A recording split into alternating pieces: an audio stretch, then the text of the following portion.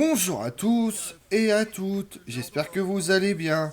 Aujourd'hui on s'intéresse à la bataille de Glasgow, qui se déroule le 15 octobre 1864 durant la guerre de sécession. La bataille est le résultat de l'expédition du Missouri menée par le major général Sterling Price. Avant d'entrer dans Glasgow, les forces de Price ont été repoussées de leurs objectifs principaux de prendre Saint-Louis et Jefferson City. Les Confédérés étaient à la recherche d'une victoire claire et d'un regain de morale tout au long de leur voyage vers l'ouest. Vous voulez en savoir plus sur la bataille de Glasgow? Venez avec moi. Au début de la guerre de sécession 1861, l'État du Missouri n'a pas fait sécession.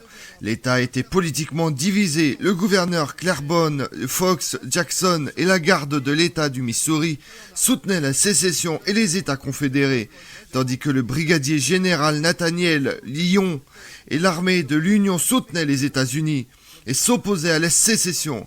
Sous le commandement du major général Sterling Price, la garde de l'État du Missouri a connu quelques succès au début, mais à la fin de l'année, elle est limitée à la partie sud-ouest de l'État. Pendant ce temps, Jackson et une partie de la législature de l'État ont voté pour faire sécession et rejoindre les États confédérés d'Amérique. Mais un autre élément de la législature a voté pour rejeter la sécession, donnant à l'État deux gouvernements en soutenant les confédérés et l'autre l'Union.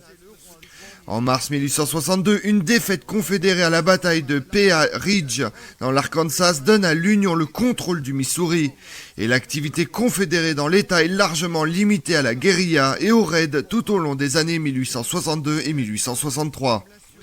En septembre 1864, les confédérés sont vaincus lors de la campagne d'Atlanta.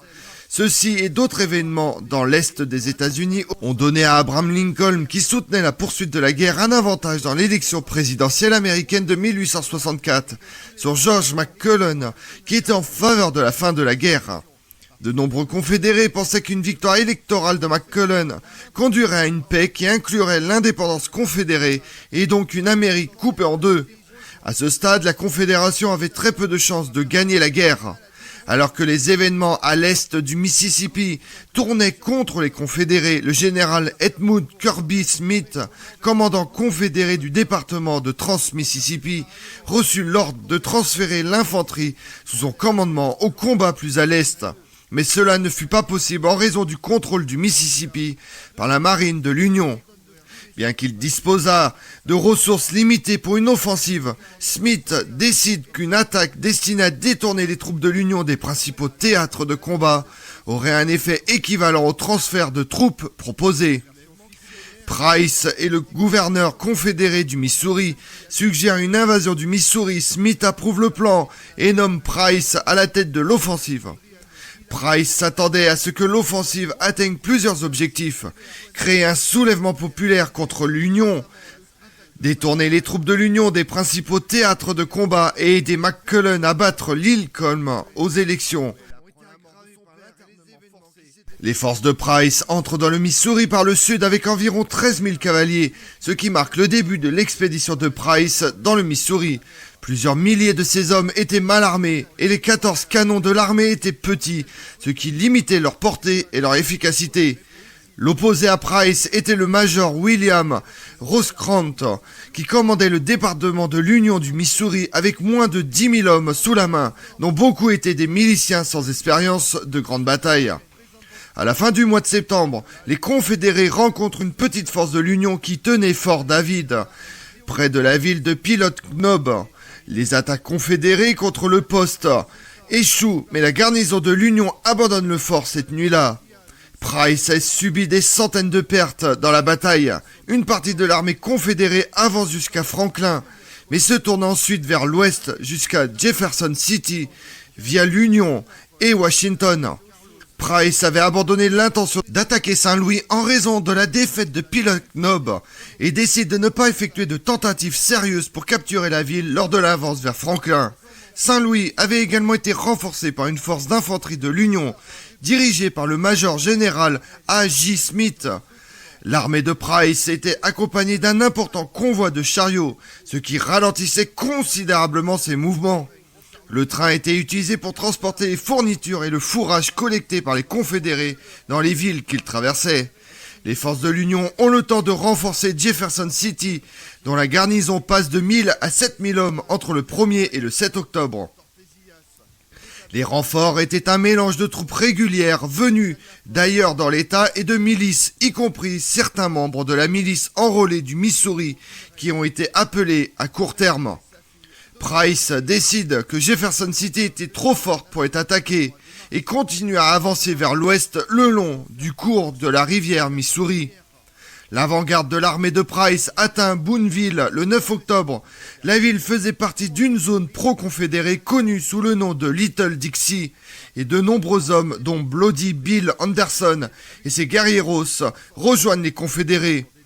Price détache Anderson pour opérer au nord du corps principal afin de harceler le nord Missouri et tenta d'amener les guerrieros de William Cantrill à attaquer le Hannibal and St. Joseph Railroad. Les troupes de l'Union suivent Price vers l'ouest. Un corps se trouvait à l'est de Boonville à Rocheport et un autre sous les ordres du brigadier général John Sunburn se trouvait au sud en Californie. Le 21, Sunburn se déplace vers le nord et escarmouche avec les confédérés qui abandonnent Boonville. Le lendemain, il continue vers l'ouest en direction de Marshall. Le recrutement des confédérés à Little Dixie fut couronné de succès, bien que les nouvelles recrues aient ajouté une force numérique en plus à l'armée de Price. Beaucoup d'entre elles n'étaient pas armées, apportant seulement un avantage numérique, mais pas militaire. Le 24 octobre, Price apprend des rumeurs selon lesquelles un important stock d'armes était détenu par la garnison de l'Union de Glasgow, de l'autre côté de la rivière Missouri et à 12 km au nord de Boonville. Le 20 octobre, Price autorise 2 raids dans le but de s'emparer de fournitures. L'un d'entre eux, sous les ordres du brigadier général Jeff Thompson, commandant de la brigade de fer de Shelby, est envoyé à 26 km au sud du camp de Price, à Sedalia, qu'il capture le 14 octobre. La seconde, dirigée par le brigadier général John Clark Jr., était dirigée vers Glasgow. La colonne de Clark de 1700 à 1800 hommes se composait de sa propre brigade, qu'il a recrutée sous le commandement du colonel Colton Green, de 33 hommes de la brigade du colonel Sidney Jacksman et de la batterie du Missouri de Harris. La colonne pousse vers le nord, puis traverse le Missouri à Ferry Arrow Rock. Le 28, après avoir entendu des rumeurs selon lesquelles la garnison de Glasgow possédait un bateau bardé de tôle. Clark demande à Price plus d'artillerie. En réalité, le navire de l'Union présent, le Vapeur West Wide, n'était ni revêtu d'étain, ni même armé.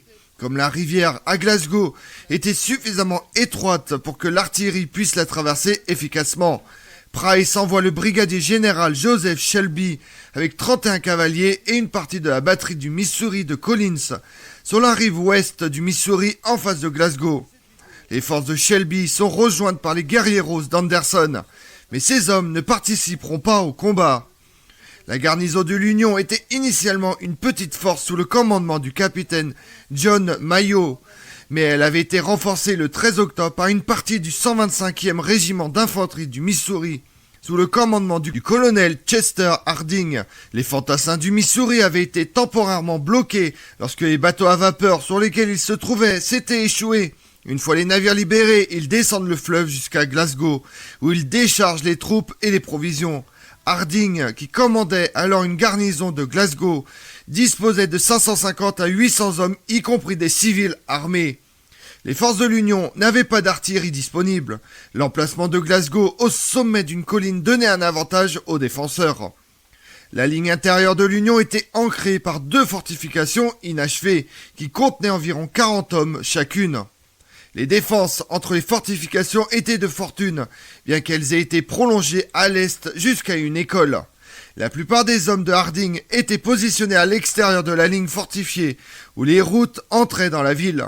Cette ligne intérieure s'étendait près de la rivière jusqu'à l'extrémité est de la ville, avant de s'incurver vers le nord. Des éléments du 35e régiment d'infanterie du Missouri tiennent des positions à l'est et à l'ouest, au sud de la ville, sur la ligne extérieure, près de l'endroit où les routes traversent Greek Creek. Entre ces 2 positions, une ligne de miliciens locaux était postée. Les deux passages à niveau étaient distants de plus de 38,41 km l'un de l'autre. La ligne au sud de la ville s'étendait à peu près d'est en ouest. Au nord de la ville, un groupe de cavaliers, en grande partie membres de la milice de l'État du Missouri, tient une position au nord de Burrs Creek, traversée par une seule route. Une force de milice est envoyée à l'est pour réparer les connexions télégraphiques avec Jefferson City, mais retourne à Glasgow le 14 octobre, après s'être heurté à une force confédérée. Vers 5 heures du matin, le 15 octobre, la batterie de Collins ouvre le feu, visant principalement le vent d'ouest, les feux de camp visibles et les rues exposées de la ville. Ce tir fut largement inefficace, tout comme le feu de la cavalerie accompagnant les canons. Bien qu'un civil pro-confédéré, le pasteur William Goff Capples a été tué par un tir d'artillerie. Les tireurs d'élite de l'Union chassent certains confédérés de la rive. Les forces de Clark, retardées d'1 heure alors qu'elles tentaient de traverser le Missouri, arrivent plus tard que prévu. Vers 7 heures du matin, les hommes de Clark arrivent finalement sur le terrain. Les hommes de Jackman étaient alignés sur la gauche plus près de la rivière, avec la majeure partie du reste des forces confédérées à la droite de Jackman. Le 37e régiment de cavalerie du Missouri tenait l'extrême droite. Le 7e régiment de cavalerie du Missouri est envoyé sur les arrières de l'Union pour attaquer Glasgow par le nord. Greene fait amener l'un des canons de Harris au front. Harding répond en renforçant la ligne de Greek Creek avec plusieurs compagnies. Clark envoie une offre de reddition à Harding utilisant des civils pour transmettre le message. Le commandant de l'Union a été déconcerté par l'utilisation inhabituelle de messagers civils et rejette l'offre. Le corps principal de Clark au sud de la ville a forcé son chemin à travers Greek Creek à partir de 8 heures du matin, bien que les défenseurs de l'Union se soient battus avec acharnement. Dans son rapport d'après-bataille, Harding déclare que ces hommes ont été débordés aux deux extrémités de leur ligne. Les troupes de l'Union se replient dans la position préparée à Glasgow. Ils ont ensuite essuyé le feu de l'artillerie confédérée de l'autre côté de la rivière, qui a été plus efficace cette fois-ci. Shelby ordonne aux hommes de traverser la rivière dans un petit bateau dans l'espoir de prendre West Wide pour l'utiliser comme ferry sur la rivière. Les confédérés atteignent West Wide, mais constatent que les moteurs du bateau à vapeur sont inutilisables et doivent retourner à Shelby. Pendant ce temps, la poussée du 32e régiment de cavalerie du Missouri depuis le nord a été contrecarrée par la force de la milice de la ville. Les troupes confédérées se rapprochent de la ligne de l'Union à Glasgow. Clark a décrit la distance entre les deux côtés comme étant très courte. Harding a estimé la distance entre 27 mètres et 46 mètres. Des combats à l'intérieur des maisons s'ensuivent. Harding a tenu un conseil de guerre qui a abouti à la décision de se rendre.